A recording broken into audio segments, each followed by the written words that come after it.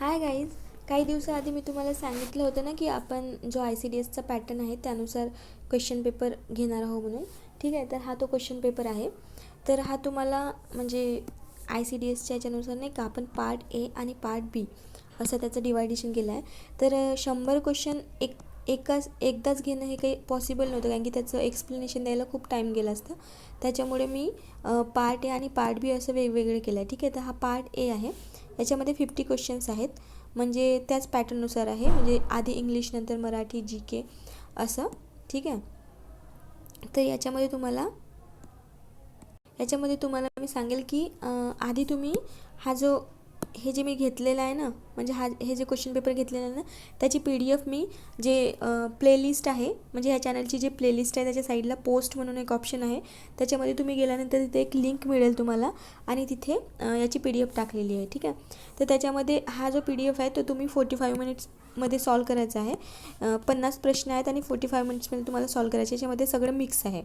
ठीक आहे, म्हणजे सगळे सब्जेक्ट जसे तिथे राहणाऱ्या पेपरमध्ये त्या टाईपमध्ये. ठीक आहे, तर तुम्हाला ते 45 मिनिटमध्ये सॉल्व करायचे आहे. त्याच्यानंतर त्याचं एक्सप्लेनेशन तुम्हाला या व्हिडिओमध्ये भेटणार आहे. ठीक आहे, तर तुम्ही आधी 45 मिनिट्स टायमर लावून, हे म्हणजे मी असं म्हणेल की 45 मिनिटाचा टाईम लावून तुम्ही हा जो क्वेश्चन पेपर आहे तो सॉल्व करा, आणि त्याच्यानंतर मग तुम्हाला इथे येऊन हा जो एक्सप्लेनेशन आहे तो बघा. ठीक आहे, तर आपण स्टार्ट करू.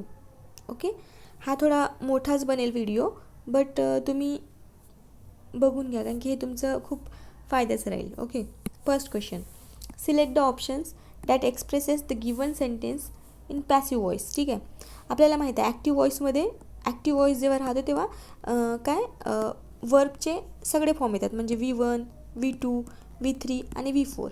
पण जेव्हा आपण पॅसिव्ह व्हॉइस बघतो ना, त्याच्यामध्ये फक्त आहे ना V3चा यूज केला जातो. ठीक आहे, तर आता जर आपल्याला बघायचं असेल, एक सेकंड, आता आपल्याला हा जो खालचा सेंटेन्स दिलेला आहे, काय म्हणते, someone had reported the theft to the police. Okay, तर हा एक सेंटेन्स आहे, त्याचा आपल्याला पॅसिव्ह व्हॉइस करायचा आहे. तर हा जो सेंटेन्स आहे ना तो पास्ट परफेक्टमध्ये आहे. तर तुम्हाला माहिती आहे का, पास्ट परफेक्ट आहे ना, त्याचा पॅसिव्ह व्हॉइसचा जो स्ट्रक्चर आहे तो कसा आहे, तर आधी ऑब्जेक्ट असते, नंतर मग had been plus V3 use करतो आपण पॅसिव्हमध्ये, बाय ऑब्जेक्ट प्रोनाऊन और नाउन. ठीक आहे, तर असा याचा स्ट्रक्चर असते. हा स्ट्रक्चर आहे, ऑब्जेक्ट प्लस हॅडबीन प्लस V3. ठीक आहे, प्लस ऑब्जेक्ट प्रोनाऊन. ठीक आहे, हे कशाचं आहे, जो काय म्हणते, हा जो सेंटेन्स आहे ना तो तुम्हाला सांगितलं ना, हा पास्ट परफेक्टमध्ये आहे. तर पास्ट परफेक्टचा सेंटेन्स राहते, तेव्हा जेव्हा आपण त्याला पॅसिव्हमध्ये कन्वर्ट करतो तेव्हा तो या फॉर्ममध्ये असतो. तर आता इथे चेक करा डायरेक्ट, तुम्हाला हे पाठ पाहिजे की जेव्हा पास्ट असला तर पास्टमध्ये जर सिम्पल असेल तर सिम्पलमध्ये त्याचं स्ट्रक्चर कसं राहील, कंटिन्युअसमध्ये कसं राहील, परफेक्टमध्ये कसं राहील, तर हे माहितीच असते. म्हणजे तुम्ही एकदा ओव्हरलुक केलं तर तुम्हाला ते कळून जाणार. ठीक आहे, मी असं समजत आहे की तुमचा अभ्यास झाला आहे आणि हे सगळं पेपरमध्ये विचारतात. तुम्ही आता जे महिला आणि बालविकासची जी भरती चालू आहे ना, त्याचे जाऊन तुम्ही क्वेश्चन्स बघू शकता, याच टाईपचे क्वेश्चन त्यांनी विचारलेले आहे, म्हणजे हेच. ठीक आहे, तर आता बघा, हा फॉर्म कुठं आहे, म्हणजे हा जो स्ट्रक्चर आहे तो कुठं बघा, हॅड आहे पण इथं बीन नाही. ठीक आहे, हॅज तर पाहिजेच नाही आपल्याला, हॅड बीन. तर बघा, ह्या जो ऑप्शन क्रमांक 4 आहे, the theft had been reported to the police. हा जो object plus had been plus V3 plus by plus object pronoun. ठीक आहे, हा जो स्ट्रक्चर आहे तो या ऑप्शनमध्ये आहे. ठीक आहे, तर ह्याचं उत्तर आहे ऑप्शन क्रमांक 4. Okay, next question, select the most appropriate option to filling the blanks. Okay, they live, रिकामी जागा, the main road, so there is a lot of traffic going past. Okay, तर हे जे आता खालती ऑप्शन बघायचे, ऑप्शन बघा, थ्रू, ओव्हर, ॲट, ऑन. तर हा कशाचा क्वेश्चन आहे, तुम्हाला ओळखता आला पाहिजे, हा प्रिपोजिशनचा क्वेश्चन आहे. ठीक आहे, तर बघा, they live on the road, answer काय येणार, on the road. Over the road तर नसते, ॲट द रोड पण नाही. ठीक आहे, थ्रू द रोड तर नाहीच आहे, ऑन द रोड याचं उत्तर आहे. नेक्स्ट,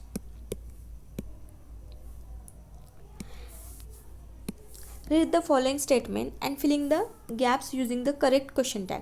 क्वेश्चन टॅगवर क्वेश्चन विचारलाच जातो प्रत्येक पेपरमध्ये. ओके, क्वेश्चन टॅगमध्ये तुम्हाला माहीत आहे ना, जेव्हा सेंटेन्स पॉझिटिव्ह असते तेव्हा आपल्याला निगेटिव्हमध्ये करायचं असतं आणि निगेटिव्ह असते तर पॉझिटिव्हमध्ये करायचं असतं. जसं आहे रवी इज फ्रॉम मुंबई, तर ह्याचं उत्तर काय ना, is from Mumbai. Isn't he, ठीक आहे, हे याचं उत्तर आहे. डझंट ही, कुडंट ही आणि वोंट ही, हे याच्यामध्ये यूज नाही करत. जे इथे दिलेलं असते ना वर्ब, त्याच्यानुसार नाही का इथं काय घ्यायचं ते ठरते, ठीक आहे, क्वेश्चन टॅगमध्ये. Next, select the option which correct punctuation mark for the given sentences. The meeting was held on the Wednesday July 11, 2024. Okay, त्याच्यामध्ये पंक्च्युएशनमध्ये ते नाही का कॉमा, फुल स्टॉप हे कधी कसे यूज करायचे ते आपल्याला सांगायचे असते. ते याच्यामध्ये ऑप्शन क्रमांक काय, आता बघा पहिल्या सेंटेन्समध्ये जुलै, इथं पण कॉमा पाहिजे, पण यांनी इथं नाही, इथं कॉमा पाहिजे, ठीक आहे. वेनसडे जुलै इथे यांनी दिलेलं नाही, हे चुकलेलं आहे. नेक्स्ट सेंटेन्स बघा, the meeting was held on the Wednesday, इथे कॉमा आहे, जुलै 11 कॉमा, हे बरोबर आहे, ठीक आहे. तो ऑप्शन क्रमांक 2 याचं उत्तर आहे. तुम्ही पंक्च्युएशनच्या टॉपिकमध्ये जा आणि चेक करा की हे जे चिन्ह आहेत ते कधी यूज करतात. Okay, next, select the most appropriate adverb to filling the blanks. आता ते सेंटेन्सवरून तुम्हाला ओळखायचं आहे की याच्यामध्ये कुठला ॲडवर्ब यूज होते. ही रॅन, रिकामी जागा, to catch the train. Okay, तर याच्यामध्ये बघा काय, लेझ्युरली, स्लोली, फ्रँटिकली आणि रिलक्टंटली, तर याचं उत्तर आहे फ्रँटिकली. ओके, नेक्स्ट, आता आपला मराठीचा सेक्शन स्टार्ट झाला आहे. जेरी सांडणे या वाक्यप्रकाराचा योग्य अर्थ ओळखा. तर जेरी सांडणे म्हणजे काय होते, शरण आणण्यास भाग पाडणे, शरण येण्यास भाग पाडणे. तर ऑप्शन क्रमांक 1 याचं उत्तर आहे शरण येण्यास भाग पाडणे. ओके, नेक्स्ट, पुढीलपैकी कोणता काव्यसंग्रह आरती प्रभू यांचा नाही. तर वही हा काव्यसंग्रह जो आहे तो आरती प्रभू यांचा नाही. बाकी नक्षत्राचे देणे, जोगवा आणि दिवे लागण हे सगळे आरती प्रभू यांचे काव्यसंग्रह आहे. ओके, नेक्स्ट, उद्या जर सुट्टी मिळाली तर मी उद्या तुझ्याकडे येईल. ओके, हा कोणत्या वाक्याचा प्रकार आहे म्हणते. आता हे बघा, हा जो मी जो म्हणेल तो टॉपिक तुम्हाला खूप चांगला नाही करायचा. हा वाक्याचा प्रकार, कालचा जो पेपर झाला ना, म्हणजे जो पेपर स्टार्ट आहे ना कशाचा, महिला आणि बालविकासचा, वाक्याचा प्रकार. ओके, तर त्याच्यामध्ये याच्यावर जवळपास 5 ते 6 क्वेश्चन्स आहेत.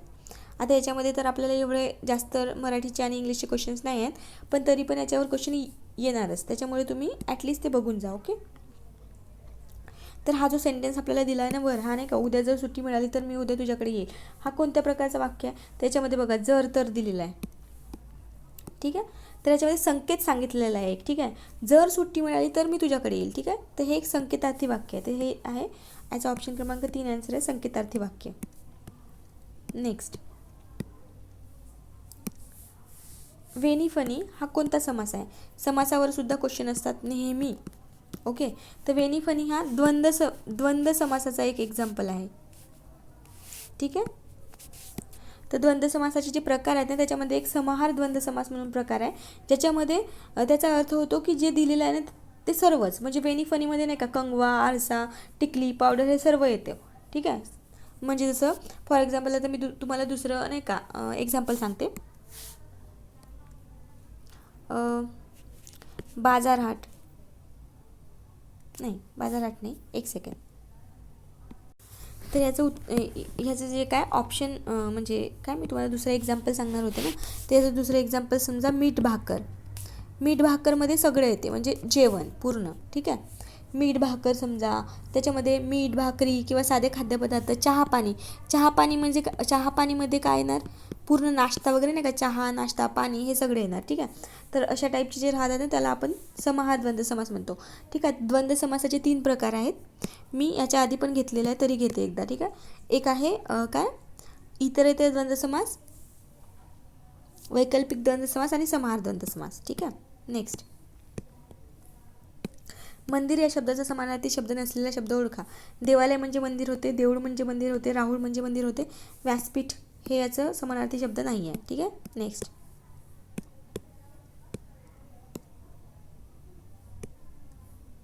भारतामध्ये पहिली आता हा GSचे क्वेश्चन स्टार्ट झाले.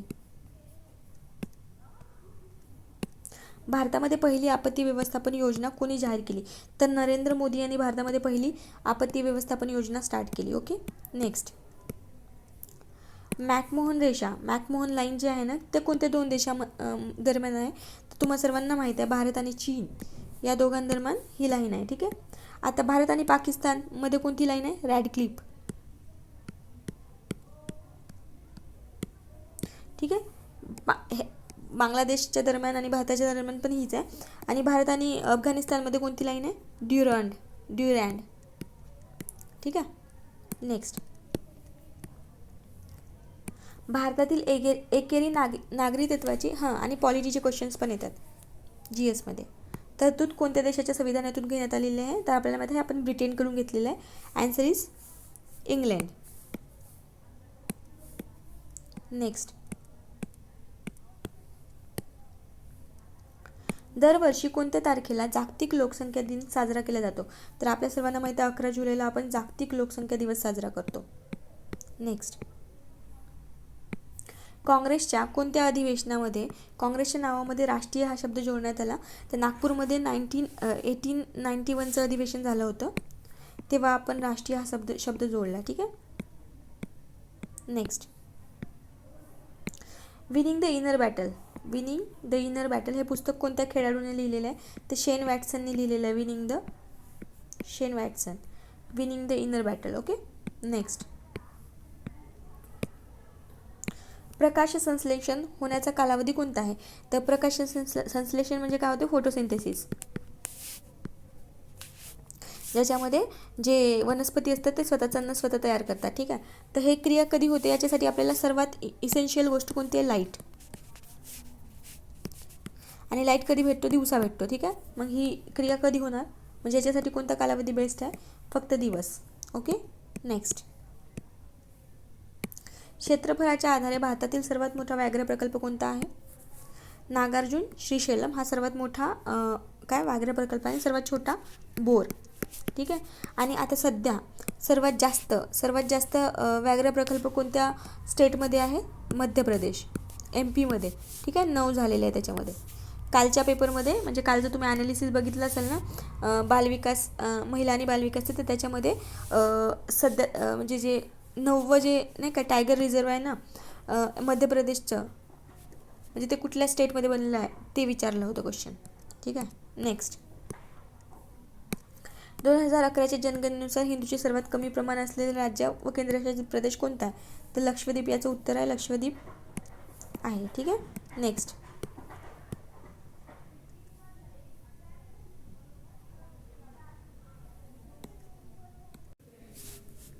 क्वेश्चन आहे, कोणत्या समाजसुधारकास महाराष्ट्राचा सॉक्रेटिस म्हणून ओळखले जाते? तर जे MG रानाडे आहेत ना, त्यांना महाराष्ट्राचा सॉक्रेटिस म्हणून ओळखले जाते. नेक्स्ट, खालीलपैकी कोणास संगणक, आता कम्प्युटरचे क्वेश्चन स्टार्ट झाले. खालीलपैकी कोणास संगणकाचा जनक म्हणतात? म्हणजे कम्प्युटरचा जनक कोणाला म्हणतात? तर ऑप्शन क्रमांक 1 याचं उत्तर आहे चार्ल्स बॅबेज यांना म्हणतात कम्प्युटरचा जनक. ओके. नेक्स्ट,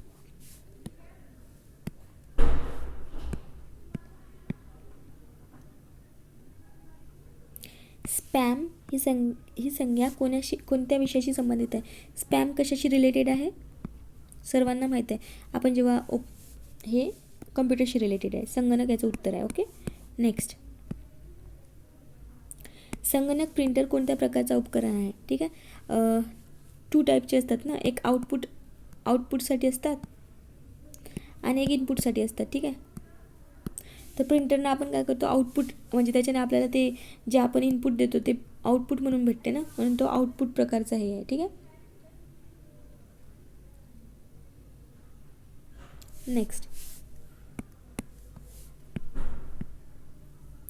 खालीलपैकी कोणती बाब संगणकाचे मेंदू समजली जाते? तर कोणती बाब कम्प्युटरचा जो ब्रेन असतो तो कशाला म्हणतात? CPU ला म्हणतो आपण. ठीक आहे. नेक्स्ट, माहिती तंत्रज्ञानाच्या संदर्भात वापरल्या जाणाऱ्या ब्रँडविड्थ या परिभाषेचा अर्थ काय आहे? तर या परिभाषेचा अर्थ काय? नेटवर्कचा वेग व क्षमता. ठीक आहे. त्याच्यामुळे जो नेटवर्क राहते ना त्याच्या स्पीड आणि त्याची कॅपॅसिटी हे करतो आपण. ठीक आहे. नेक्स्ट. ओके, आता मॅथ्सचे क्वेश्चन आहेत. आता हे रिझनिंगचे क्वेश्चन स्टार्ट होतात. ठीक आहे, मॅथ्स आणि रिझनिंग. ओके, 2 विधाने दिलेली आहेत. त्याच्यापैकी 1 आणि 2 क्रमांक असणारे 2 निष्कर्ष दिलेले आहेत. दिलेली विधाने सामान्यपणे ज्ञात असणाऱ्या तथ्यापैकी भिन्न असली तरीही सत्य आहेत असे मानून कोणत्या निष्कर्ष दिलेल्या विधानांची तर्कसंगतता ठरवा. ठीक आहे. विधाने: सर्व गोड पदार्थ पेस्ट्री आहे. आता समजा हे गोड पदार्थ आहेत. ठीक आहे, ते सर्व काय पेस्ट्री आहेत.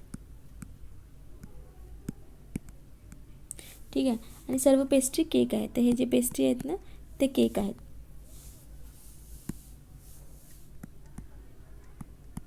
तर आता निष्कर्ष काय म्हणते, काही केक गोड पदार्थ आहे, काही केक गोड पदार्थ आहे.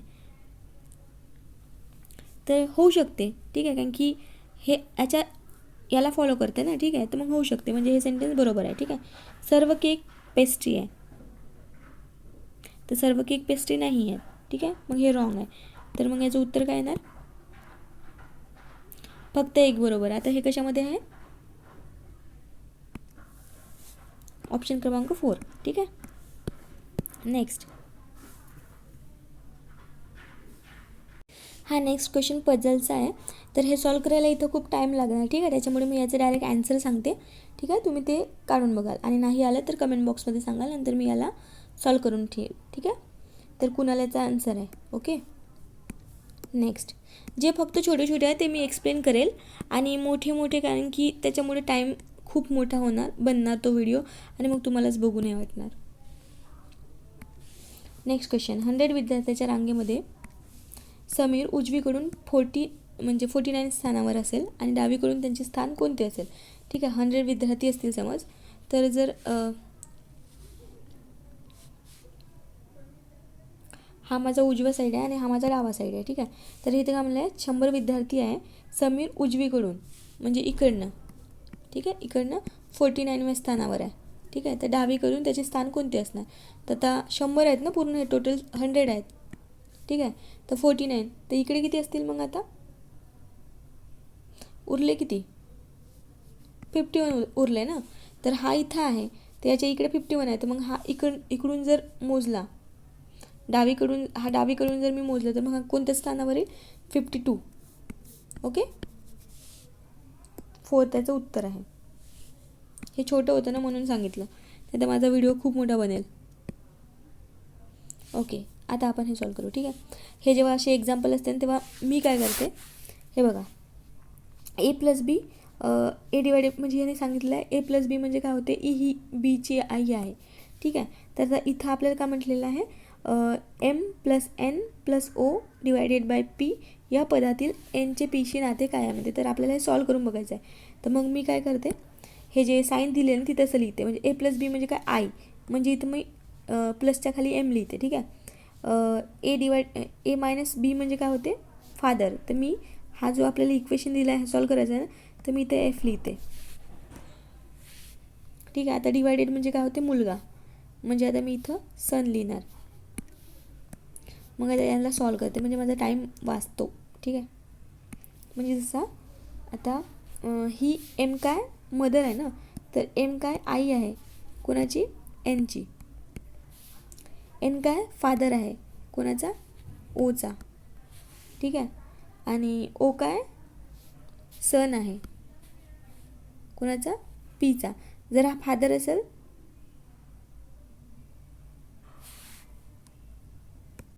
तर काय, हे जे फादर काय इथं काय म्हणलं, ओ हा काय सन आहे, ओ सन, सॉरी हा मी फिमेलचं हे केलेलं. ओ काय सन आहे म्हणजे डब्बा. ठीक आहे, जेव्हा फिमेल असते तेव्हा मी सर्कल करत असते आणि जेव्हा मेल असते तेव्हा काय चौरस. ओके, तर मग आता जर हे बाबा असतील तर मग हे पी आई, कारण की यांचा मुलगा आहे ना. ठीक आहे, तर यांनी काय विचारलेलं आहे, एनचे पीशी नाते काय. तर एन हे काय, पीचा पती आहेत. हे बघा, यांच्या दोघांचं लग्न म्हणजे इथं हे आहे ना, तर हे यांचे पती आहे. ऑप्शन क्रमांक 2 याचं उत्तर आहे. ओके. नेक्स्ट.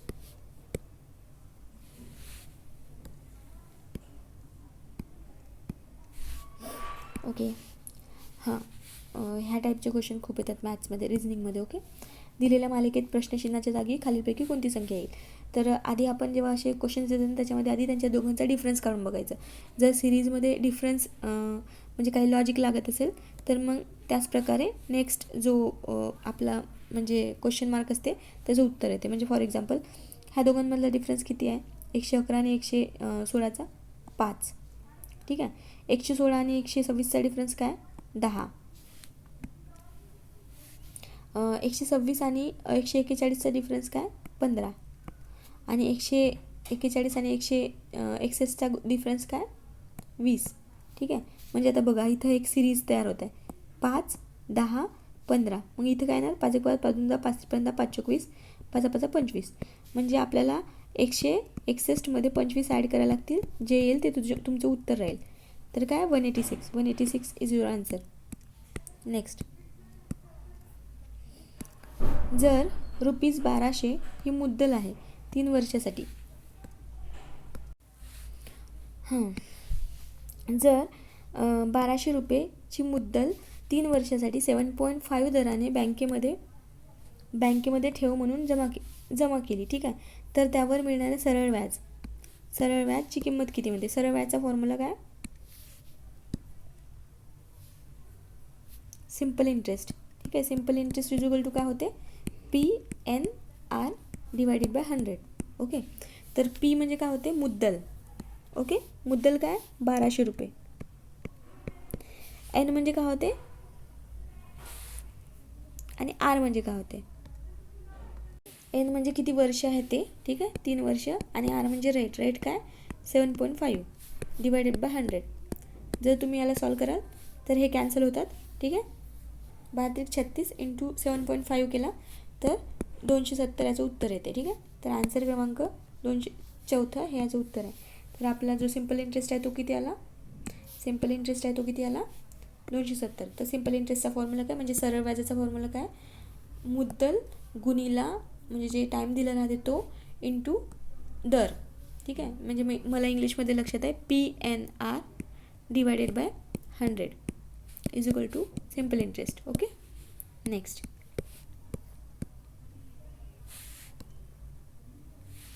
आता हे आपल्याला सॉल्व करायचं आहे. ठीक आहे. तर हे जे आहे सिम्प्लिफिकेशन आहे, ह्याच्यामध्ये आपण कसं सॉल्व करतो, पहिलं जे काय, आता हे कसं आहे, 2 + 2 डिवायडेड बाय 2 इंटू 2 मायनस 2. ठीक आहे. तर आपण ह्याच्यामध्ये पहिलं बॉडमासच्या रूलनुसार पहिलं भागाकार सॉल्व करतो. ठीक आहे. भागाकार केला तर इथे काय ना 1. ठीक आहे. नंतर आपण काय करतो, गुणाकार करतो, 2 - 2 + 2. ठीक आहे. हे सॉल्व झालं होतं, 1 आला होता ह्याचं उत्तर काय ते 2. ठीक आहे. आणि 4 - 2 काय होते. ओके. आता आपण ह्या म्हणजे पहिलं भागाकार करतात, नंतर मल्टिप्लिकेशन करतात, याचं काय तर 2. ठीक आहे. मग आता ह्या दोघांची ॲडिशन करायची, 4 येते मायनस हा 2, म्हणजे उत्तर 2 येणार. ऑप्शन क्रमांक 3 याचं उत्तर आहे. ठीक आहे. नेक्स्ट, हां, हे वाला क्वेश्चन. जर एका वस्तूची मूळ किंमत ही 4500 आहे, ठीक आहे, आणि त्याच्यावर नफा 5% असेल तर त्याची विक्री किंमत किती. तर असे जे एक्झाम्पल असतात ते कसे काढायचे, असं ह्या फॉर्म्युल्याने. ठीक आहे. नवीन म्हणजे आपल्याला नवीन किंमत काढायची आहे ना, इज इक्वल टू जुनी इंटू 100/100. म्हणजे 100 म्हणजे इथे नाही का, जर प्रॉफिट झाला असेल तर किती झाला ते लिहायचं, म्हणजे हे चेंज होते. आणि लॉस झाला असेल तर किती. म्हणजे फॉर एक्झाम्पल आता जुनी किंमत किती आहे त्यांना, 4500 इंटू, आता 100च्या जागी काय येईल, नफा झाला आहे 5%. ठीक आहे. म्हणजे 105. ठीक आहे. Divided by 100. हे कॅन्सल होते. ठीक आहे ना. म्हणजे हे समजलं ना तुम्हाला. डायरेक्ट याच्यामधून हे मायनस करायचं होतं. ठीक आहे.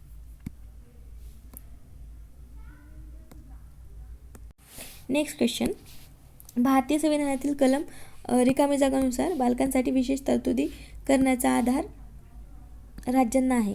तर कोणत्या आर्टिकलनुसार आहे, आर्टिकल 24 नुसार. ठीक आहे. नेक्स्ट,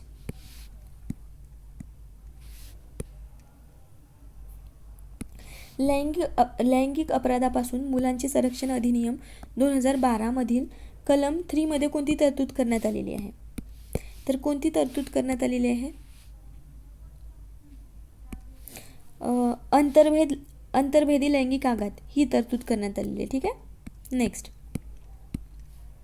राष्ट्रीय बाल हक्क संरक्षण आयोग अधिनियम 2005 मधील रिकामी जागा प्रकरणामध्ये आयोगाची कार्य व अधिकार देण्यात आलेली आहे. कोणत्या प्रकरणामध्ये? हा वाला आपण घेतलेला आहे. ठीक आहे. आर्टिकल 3 मध्ये दिलेला आहे ते.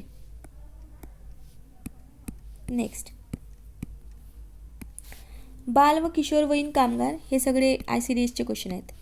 बाल व किशोरवयीन कामगार 1986 मधील कलम 2 IX नुसार आठवडा याचा अर्थ काय होते? तर याचं उत्तर आहे ऑप्शन क्रमांक 3, मध्यरात्रीपासून सुरू होणारा 7 दिवसाचा कालावधी. ठीक आहे. नेक्स्ट, बालकांच्या मोफत आणि सक्तीच्या शिक्षणाचा हक्क अधिनियमानुसार स्थापन करण्यात आलेल्या शाळा व्यवस्थापन समितीविषयी खालील विधाने पहा.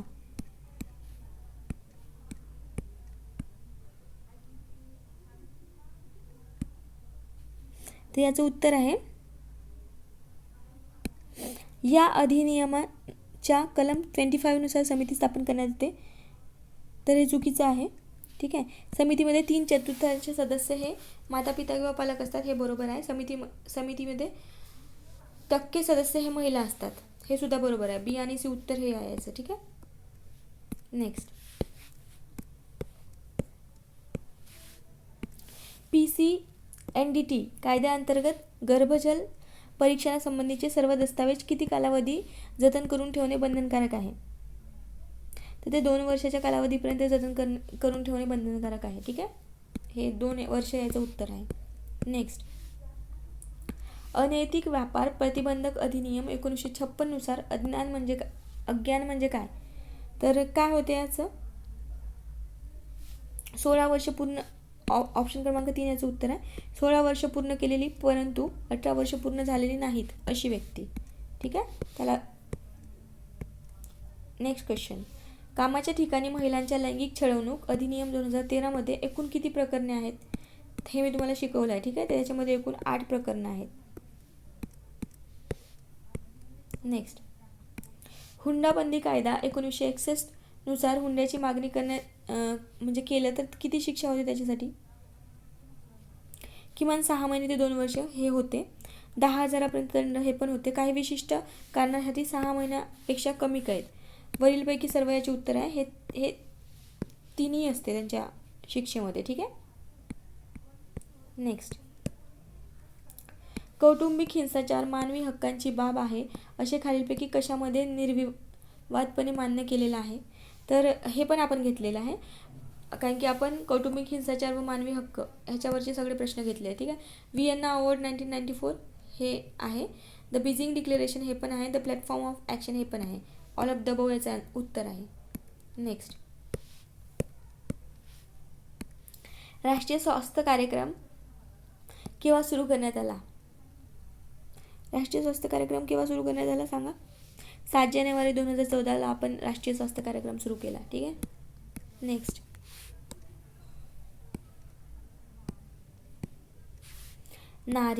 नारीचा फुल फॉर्म काय? National repository of information. Next, देशातील पहिले प्राथमिक आरोग्य केंद्र कोणत्या राज्यात सुरू झाले? कोणत्या राज्यात सुरू झाले? पश्चिम बेंगॉलमध्ये सुरू झाले. ठीक आहे. नेक्स्ट, जननी सुरक्षा योजना केव्हापासून राबवली जात आहे? कधीपासून स्टार्ट झाली जननी सुरक्षा योजना? पेपरमध्ये विचारला आहे. ठीक आहे. हे सुरू झाली 12 एप्रिल 2005 पासून. ठीक आहे. ऑप्शन क्रमांक 2 याचं उत्तर आहे. नेक्स्ट, पोषण अभियानाचा मुख्य उद्देश खालीलपैकी कोणत्या वयोगटातील बालकांच्या पोषण म्हणजे स्थितीवर भर देणे आहे. ठीक आहे. हे थोडं इथं मिस्टेक झाली आहे. ओके. तर हे 0 to 6 वर्षाचे बालक. ओके. हे याचं उत्तर आहे ऑप्शन क्रमांक 3. तर अशा प्रकारे आपण 50 क्वेश्चन, शाळेत मी एक नाही घेतला पण ठीक आहे, तो खूप मोठा होता, मग माझा आणखी टाईम वाढला असता. ठीक आहे, ऑलरेडी माझा व्हिडिओ 30 मिनिट्सचा झाला आहे. ठीक आहे, तर होप सो तुम्हाला हे सगळं समजलं असणार. आणि तुम्हाला काही डाऊट असतील तर तुम्ही कमेंट बॉक्समध्ये टाका. ठीक आहे, आणि हा तुम्ही आधी सॉल्व करा स्वतः आणि त्याच्यानंतर हा व्हिडिओ बघा. ओके, आणि अजून काय, तर याचे नेक्स्ट क्वेश्चन हा पार्ट ए होता. पार्ट ए 45 मिनिटाचा, म्हणजे पार्ट ए जो 45 मिनिटाचा असतो आणि 50 क्वेश्चन असतात. पार्ट बी ह्याच्यानंतरच्या ह्याच्यामध्ये टाकेल मी. ठीक आहे, आणि आपण जे कम्प्युटर म्हणजे आता आपलं काय बाकी आहे, कम्प्युटरचे प्रश्न आपण घेतलेले नाही आहे, तर त्याचे क्वेश्चन्स आपण घेऊ. ठीक आहे, आणि 14 तारखेपासून जो पेपर आहे, म्हणजे आजची तारीख 12 आहे, 14पासून जो पेपर आहे त्याच्यासाठी हा जो पोर्शन आहे तो आपण कंप्लीट करू. ठीक आहे, ठीक आहे, काही क्वेरीज असतील तर ते सांगाल. थँक्यू.